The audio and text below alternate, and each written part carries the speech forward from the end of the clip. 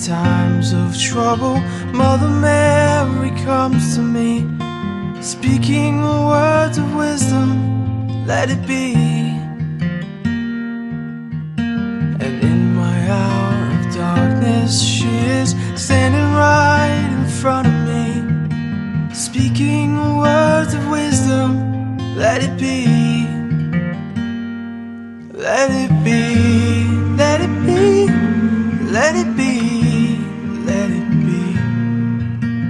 Whisper words of wisdom, let it be. And when the broken-hearted people living in the world agree, there will be an answer, let it be. Assalamualaikum warahmatullahi wabarakatuh. Waalaikumsalam warahmatullahi wabarakatuh. Selamat bertemu lagi di mata kuliah menulis populer untuk pertemuan kedua, dan kita hari ini akan masuk ke topik menulis berita.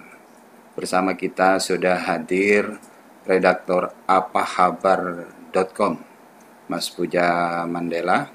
Terima kasih telah bersedia bersama kami untuk belajar tentang bagaimana menulis berita atau berbagai hal yang terkait dengan penulisan berita.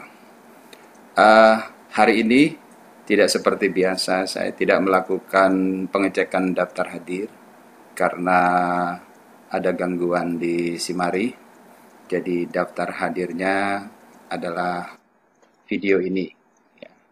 Jadi tolong tulis nama di layar dengan betul sesuai dengan nama Anda, bukan nama perangkat, bukan nama samaran, bukan nama pacar, dan bukan nama yang lainnya. Ya. Baik, sebelum kita masuk ke topik, saya akan perkenalkan dulu narasumber kita, yaitu Mas Puja Mandela. Jadi orang ini cukup misterius, mencari informasinya tidak mudah kita temukan di internet. Tapi saya punya satu buku yang dia tulis. Nah, ini judulnya. Coba baca. Nah, ini judulnya. Judulnya tak kamera. Oke. Kok ke sana? Sini. Nah, ini dia. Ini judulnya. Tidak semua hal harus masuk akal. Ya. Ini judulnya. Dan di buku ini ada riwayat dia. Ya.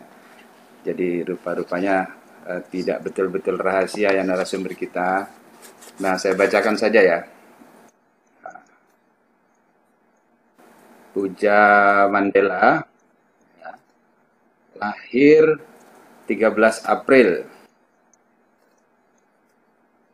tahun 1989. Masih sangat muda ya. Saya sudah merasa tua kalau nyebut generasi tahun 80-an ini. Di mana lahirnya? Di Rumah Sakit Ulin ya, Banjarmasin, Kalimantan Selatan ya. Pernah bekerja selama 1 tahun di bagian Humas Setda Kabupaten Tanah Bumbu, lalu berhenti.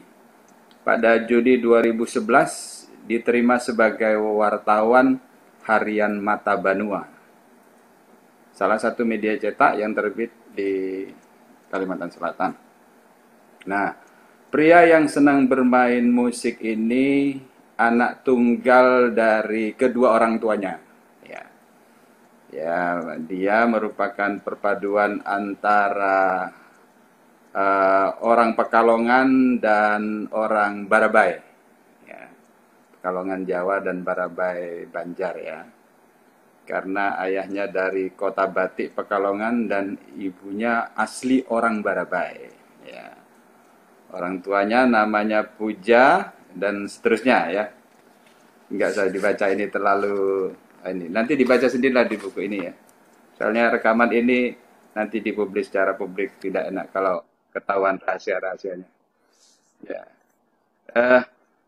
Sejak kecil penggemar Iwan Fals dan The Beatles. Makanya tadi kelas ini saya buka sambil menyimak The Beatles. Saya lupa, seharusnya juga saya selipkan lagu Iwan Fals ya, terutama lagu-lagu cintanya yang mempertemukan dia dengan istrinya saat ini, seorang guru di Tanah Bumbu yang juga alumni PBSI, FKIP, ULM. Jadi sebetulnya dia adalah keluarga kita juga ya, keluarga PBSI. Jadi kita hari ini akan mendapatkan kuliah tamu dari Mas Puja Mandela.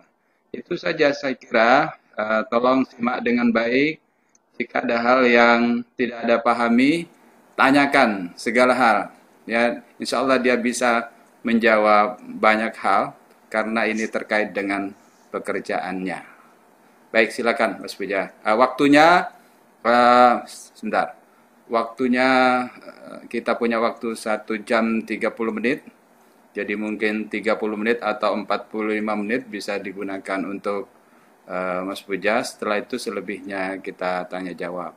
Dan saya ingatkan ya, sebelum kuliah atau menjelang kuliah ini berakhir, jangan lupa untuk mengisi angket yang sudah ada di kolom chat.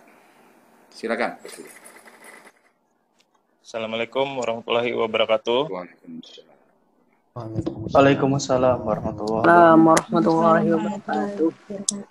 Ya, mudah-mudahan suara saya bisa diterima dengan baik sama teman-teman ya. Ya, seperti yang sudah disampaikan Pak dosen kita, Pak Zainul Hermawan, saya adalah redaktur dari media online apahabar.com yang kantornya di Banjarmasin, tepatnya di daerah Teluk Dalam.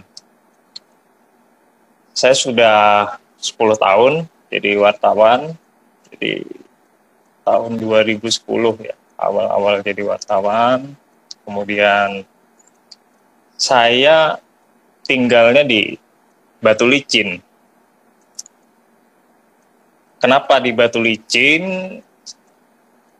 Sementara posisi saya itu sebagai redaktur. Seharusnya redaktur itu ngepostnya di kantor.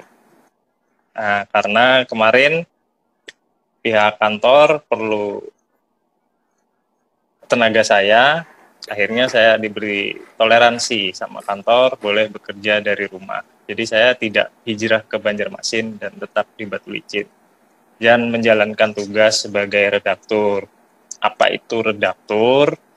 Singkatnya gini, redaktur itu punya tugas menugaskan wartawan, memberi perencanaan, kemudian mengedit berita, dan mengevaluasi berita yang dikirim oleh wartawan.